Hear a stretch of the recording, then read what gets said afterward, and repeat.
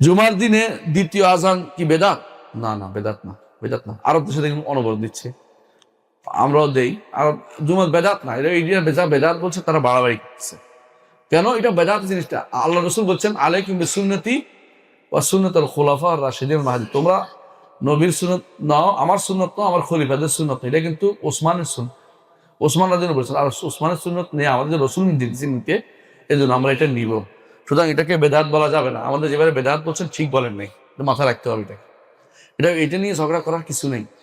এটা নিয়ে ঝগড়া করবেন না দয়া করে, এটা নিয়ে ফেতনা তৈরি করবেন না এলাকার মধ্যে। মূল শিরকের আলো করছেন না, কুফুরের কথা বলতেছেন না, এই মাসলা নিয়ে ঝগড়া করতেছেন। মাসলা নিয়ে ঝগড়া কম করবেন দয়া করে, আকীদার মাসলাতে তাদেরকে বেশি করে হাইলাইট করবেন।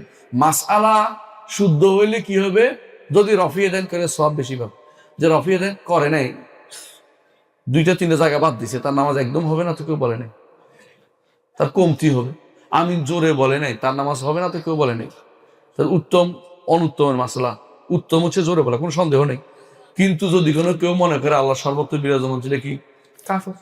তো তার নামাজ পড়ে সুন্দর একেবারে, ওইটা বলার পরে সে একজনের একেবারে রসুল্লাহর নামাজ, শেখ আমাদের নাসিরুদ্দিন আলবানী রহমতুল্লাহ আলাইহি নামাজ মতো নামাজ পড়ছে, আর বিশ্বাস করে যে রসুল গায়েব জানতো।